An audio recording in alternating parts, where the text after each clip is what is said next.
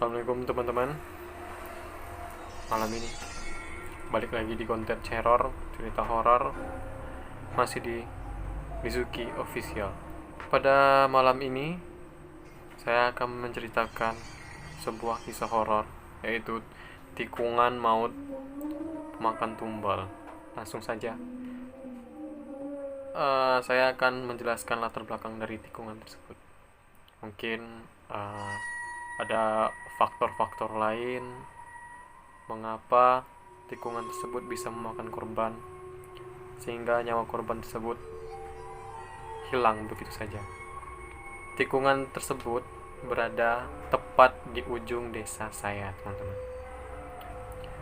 Jalanan dari desa saya merupakan jalan lintas provinsi dan jalanannya itu lurus, sangat lurus. Muda yang lewat di waktu malam hari itu bisa mereka jadi kebut-kebutan lebih dari 100 lah. Dan di seberang lagi, seberang desa saya yang merupakan perbatasannya itu tikungan tersebut, di sana juga lurus jalannya. Nah, di perbatasan pertemuan antara desa seberang dan desa saya, yaitu tikungan tadi. Di tikungan tadi itu tepat sekali di samping tikungan tersebut ada bukit bebatuan yang sangat besar-besar, teman. Jadi orang dari desa saya dan orang dari desa seberang itu tidak akan kelihatan siapa yang akan lewat atau yang nggak kelihatan lah jalannya gitu. Mungkin itu sebuah faktor ya, faktor dari kecelakaan tersebut. Tetapi hal yang membuktikan bahwa ada hal lain seperti hal mistis di sana, masyarakat sekitar itu sudah pernah ada yang menemukan benda pusaka dari zaman Belanda, teman-teman. Pusaka tersebut ada 3. Yang pertama itu sebuah keris, dan yang kedua itu batu akik yang di dalamnya itu wajah Bapak Soekarno. Dan yang terakhir itu berupa emas yang berbentuk Garuda seperti lambang Pancasila ya, teman-teman. Dulu sewaktu warga menemukan pusaka tersebut, dia langsung membawanya ke rumah tanpa tahu asal usul dari pusaka tersebut. Usut punya usut, kemudian sehari setelah dia mendapatkan benda pusaka tersebut, dia mendapatkan mimpi yang sangat menyeramkan lah, yang tidak mau diceritakannya kepada masyarakat yang lain. Dan anaknya pun jatuh sakit, dan dia berpikir dia harus mengembalikan pusaka tersebut ke tempat asalnya. Setelah itu warga itu mengembalikan pusaka tersebut ke tempatnya. Ya mungkin penunggunya tidak terima atau bagaimana lah. Memang seharusnya pusaka itu di bukit. Dan ketika pusaka itu dikembalikan pada tempatnya, waktu dia mengambil, di sana dia mengembalikannya, dan ternyata seorang warga desa saya ini punya niat untuk mengambil kembali, dan ternyata telah hilang. Ya, saya tidak tahu itu penunggunya atau bagaimana. Hanya Allah yang tahu lah gitu. Dan hal-hal lain yang aneh lagi, pasti setiap tahun itu pasti jalanan di tikungan tersebut berlumuran darah, teman-teman. Itu pasti, saya bisa pastikan, karena ibu saya sendiri telah menyaksikan kejadian berdarah yang sangat mengerikan tersebut. Dan menurut saya itu mungkin yang paling parah.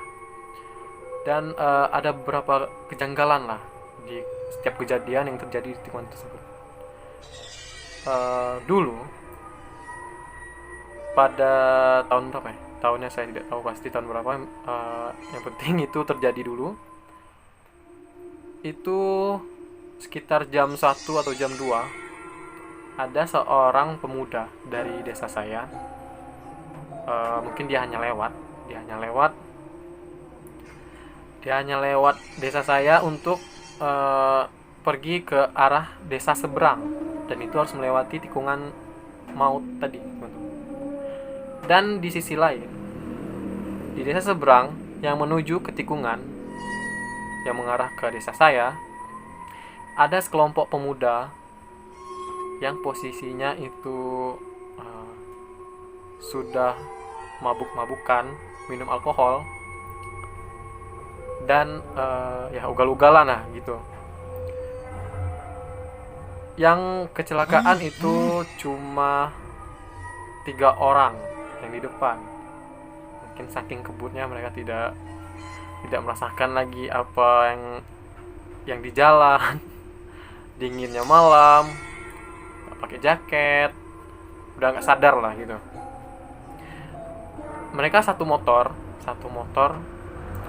yang mengendarai 3 orang, bonceng 3 gitu. Posisinya lagi mabuk. Dan kejadian itu, setelah mereka bertemu di tikungan tersebut, mereka tabrakan. Kalau orang sini bilangnya itu tabrak kambing gitu. Kepala motor sama kepala motor. Hasil tabrakan tersebut menghasilkan bunyi yang sangat keras, bunyi benturan gitu. Mungkin bunyinya itu seperti emak-emak lagi gebukin kasur gitu, buk gitu. Tapi suaranya itu terdengar keras lah, kan itu benturan yang sangat kuat dari motor satu dan motor satu lagi, buk gitu. Warga sekitar curiga, ada apa? Mereka melihat ke jalan, dan mereka melihat kelompok pemuda yang menangis karena temannya yang telah berlumuran darah. Dan saksi dari peristiwa tersebut ibu saya sendiri, teman-teman. Ibu saya sendiri keluar rumah tuh jam 1-an lah, 1 lewat, tengah malam, lihat orang rame-rame. Waktu dia sampai, darah tuh udah kayak banjir. Kalau dibilang banjir enggak juga sih, enggak gitu. Mungkin seperti basahnya air hujan membasahi jalan gitu ya, itulah. 3 orang tadi meninggal di tempat, teman-teman. Dan yang anehnya lagi, si lawannya ini yang dari desa saya mau menuju desa seberang itu cuma luka-luka ringan. Kalau dipikir secara logika itu nggak masuk akal lah. Mungkin ada campur tangan lain ya, seperti makhluk halus atau yang lainnya. Ini hikmahnya, teman-teman.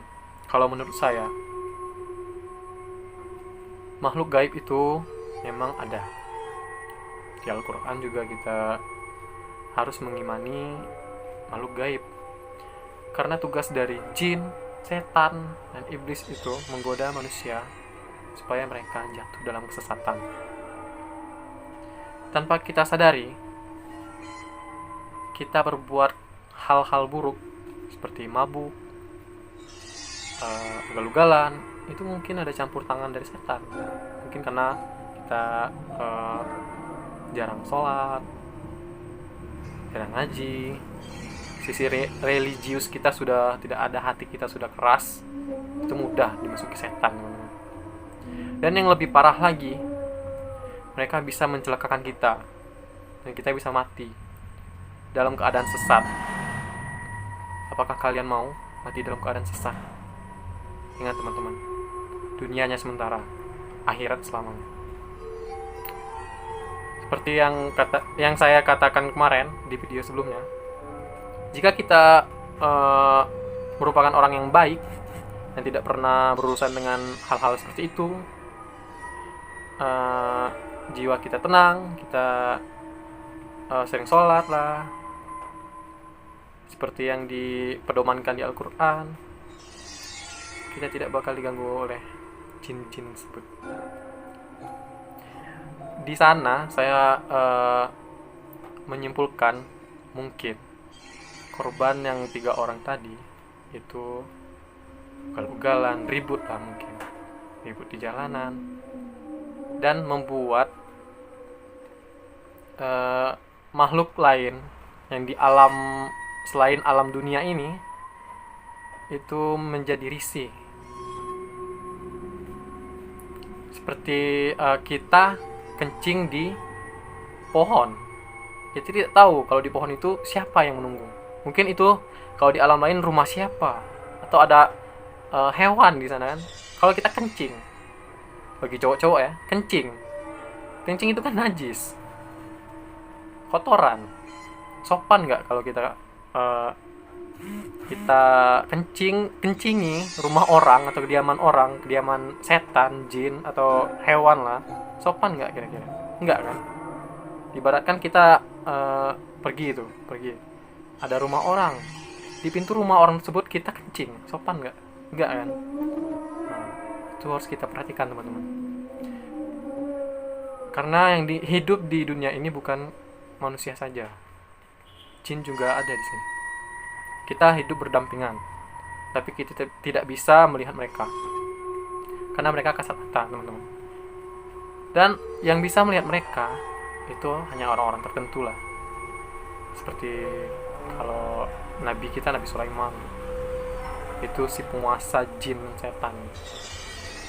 Kalau yang lain mungkin paranormal, anak indigo, mungkin para wali Allah, kan itu orang-orang yang mempunyai karomah.